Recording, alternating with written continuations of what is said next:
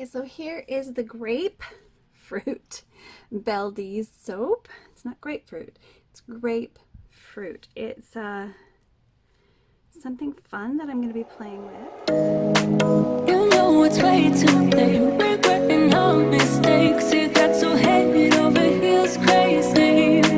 Need to apologize. We went too far this time. Alright, so I have just the right amount to make about 300 mils or so. We're going to have to test this one. We'll start with 200 mils of Micellar water. Probably won't need this much, but I'm just going to take my leftovers because they're here and add some deionized water and let this dissolve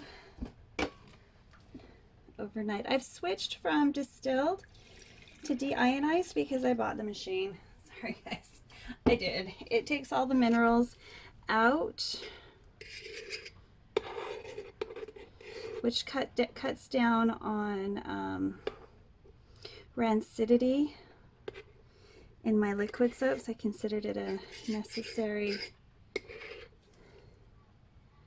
investment in this stage of the game with my liquid soaps. I don't want to take any chances that my soap on the shelves will go prematurely bad because of the quality of water that I used. You can use distilled water, which is fairly cheap, but I needed the deionized water anyway, and we're using the beauty water setting, which has a lower pH, but it doesn't seem to come up as much, so I'm not really sure.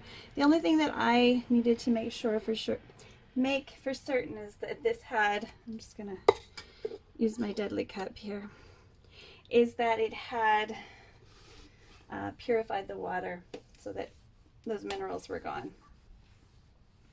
All right, so I'm not advocating ionizers at this point of my life.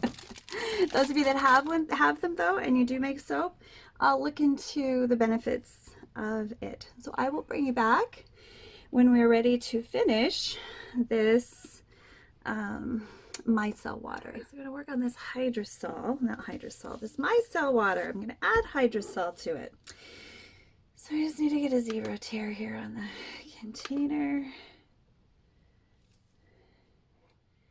We're going to add the soap solution, which is in deionized water.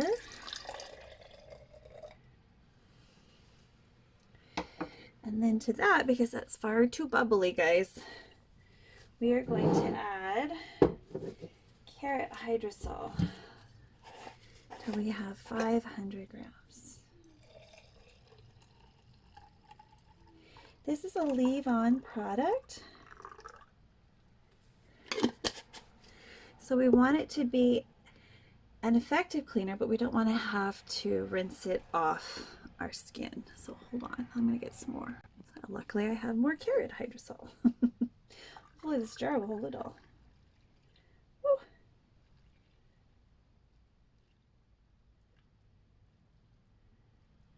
That's going to have to be close enough. And now I'm going to have to add my preservative. So I'm going to switch my container, add a few more milliliters of water to it. Actually, that should be fine. I'm going to test it, of course, and we'll see where we are. I think my biggest mistake here was assuming that 500 mils was the same as 500 grams. It's not. So we're going to add just a wee bit more. Give us our 500 grams. Now, we need to add our preservative. Now, the preservative I'm going to use for this high pH is set aside A. So I'll be right back once I've measured that out. Okay, so we're going to add our preservative to this creation.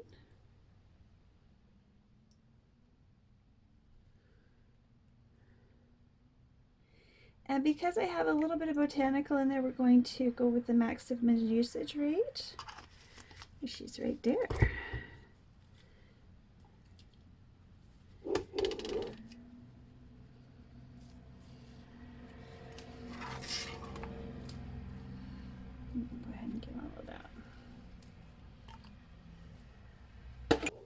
give this a wee little mix.